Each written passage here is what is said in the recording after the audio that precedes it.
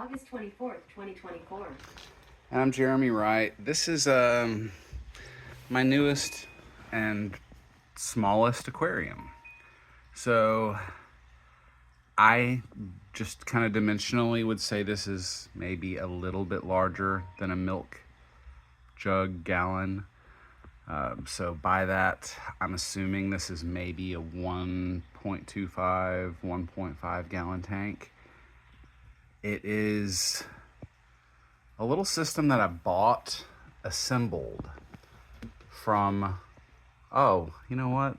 The lighting isn't working as well as it used to. So yeah, not quite as good as it was when I started messing with it.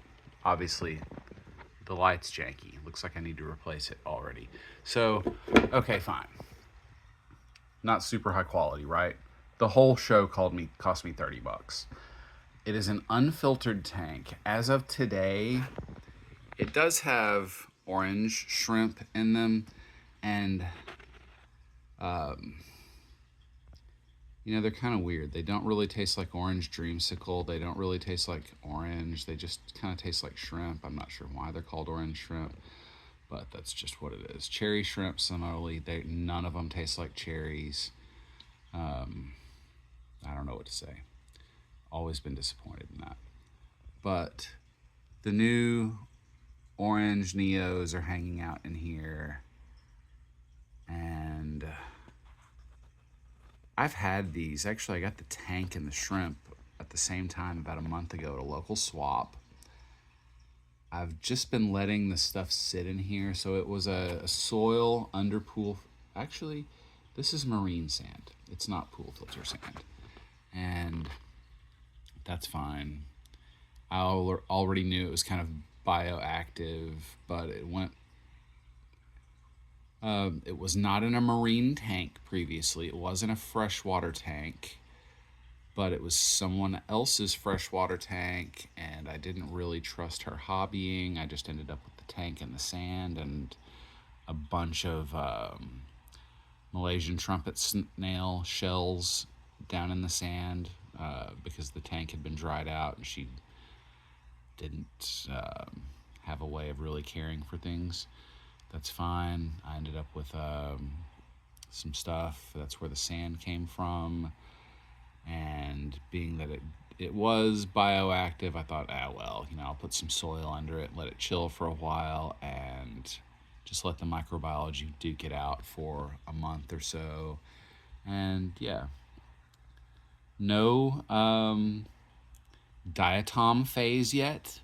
What I mean by that is most new tanks, when you start them up, you'll have a period where the glass starts to get the brown diatoms growing across it. And this tank hasn't really done that yet.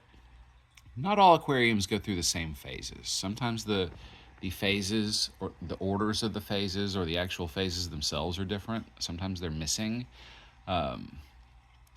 But generally I can tell when a tank is getting established because it goes through the diatom phase and bloom, and then a bacterial or fungal phase or bloom where maybe the water gets cloudy at some point. That usually doesn't happen in my tanks where I'm running soil with sand over them. So essentially this is an unfiltered low-tech tank. It has a light. That's the electrical draw for this tank. The only energy it's using is light. I probably won't even have to feed this tank. I might, but generally my shrimp tanks, I don't feed them. I just let them sit, and they have a lot of plants and a little bit of biodiversity, and that's enough. If there was maybe a little piece of wood or something that was growing some biofilm or something along with this stuff, I'd be like, oh, look, they permanent smorgasbord, they're fine. But they were living in a half-gallon jar, and I think about a year ago, one of my nano tanks, I made a video like this, and it was another half-gallon shrimp jar. And the way I get these half-gallon jars is I go to Walmart and get, I think it's Mount Olive brand jalapenos, I get a half-gallon jar of jalapenos and then eat them over the course of like 6 months, and then I end up with another half-gallon aquarium, right? And I put a little bit of soil and sand and plant them out, and usually put shrimp in them, snails, invertebrates.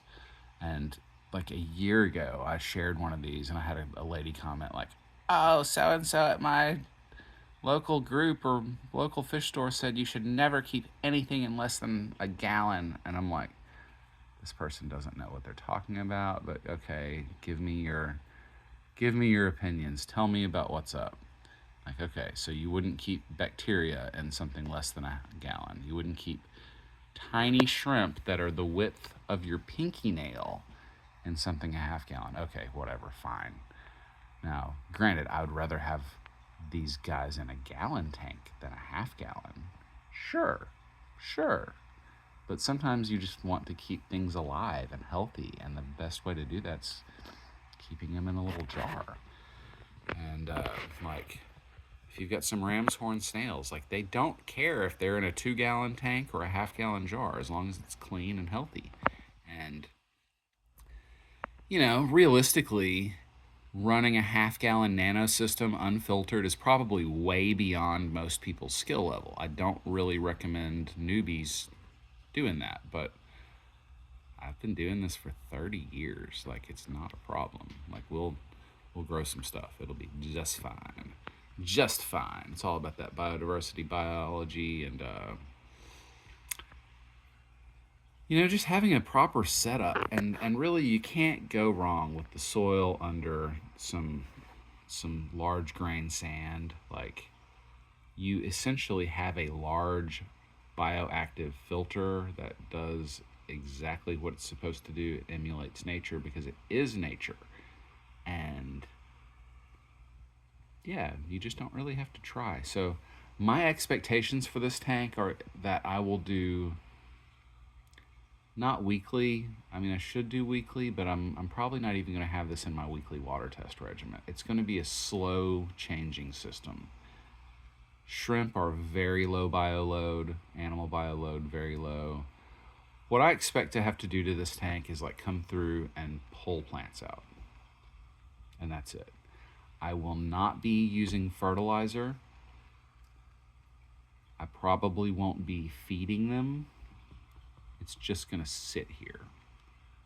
And by probably won't feed them, every once in a while I'll throw them a little cucumber slice or something. Like, and I mean like every once in a while, like every 3 weeks, I'll throw them a little piece of something. That's just how I care for my shrimp, and that's how I have cared for shrimp for years, and they're fine. And the only reason I throw the extra stuff in is to add some different nutrient that maybe their normal diet doesn't have. Now, cucumber's not going to have much, right? But if I threw them, like, if I took a leaf of spinach and cut like maybe 1/4 of that leaf out, and then of that quarter of a spinach leaf, I cut a few strips and dropped them in here, like a few little, like, centimeter long strips. Actually, that might even be too much, but the amount that these animals need is far less than most hobbyists want to provide for them. And that's just what it is. But yeah, looking down in here, there's Proserpinaca, there's hornwort, there's guppy grass, little Anubias, buse, several mosses. I don't know if I said hornwort already. There's a Java fern, Lucia fluitans, or crystal wort right here. That's growing in a bit of feather moss. There's probably some Seswasser tang in the bottom of this, just if I know how I usually set up scrimpy tanks. Maybe not. Anyway, this is just, it is what it is, right? It's effectively a 1-gallon, super low-tech nano shrimp system. I think it's kind of rad. And backing up, yeah, wasn't really supposed to live here, but that's where it lives right now. Generally, I've got an inductance charging pad here and here for my phone, so I just like lay a phone down here and here at night on top of this little tank, and that's because, it took my little end table space, and I wasn't planning on having a little tank here. But I digs it, and I like the sort of like modern Asian vibe that I get from the black wood. And yeah, it's just, if you want to make one of these, like, I didn't make this one, but look at how this guy did it. I mean, he just literally built a wooden rim, a wooden base, and a wooden lid, and drilled a few holes in it, painted the stuff black, and I love it. Like, I gave him $30 for this at one of our like trade swaps, and I was trying to say trade show. It wasn't a trade show. It was a swap, an aquatic swap. But yeah, very cool local dude who's also a plant grower and obviously hobbyist. Built this. I bought it gladly for $30. Now that I'm aware the lighting isn't necessarily the highest of quality, I'll probably research some more lighting, but nah. And let's look at the lighting again. So you see how they're like half the white lights are burned out? Yeah, that's kind of what I'm commenting about. But, it's still worth $30, even, whatever. The light works. It's okay. It probably even uses less electricity with half the lights not working, right? So, cool. It's just fine for shrimpies. And, oh yeah, let's get a look down here. They're starting to enjoy their new space. I don't know if we can get a oh yeah, they're in focus now. They were for a second, right? Shrimp and Riccia go well together. Shrimp and Proserpinaca work well together. The orange shrimp and the white and red lighting seem to go well.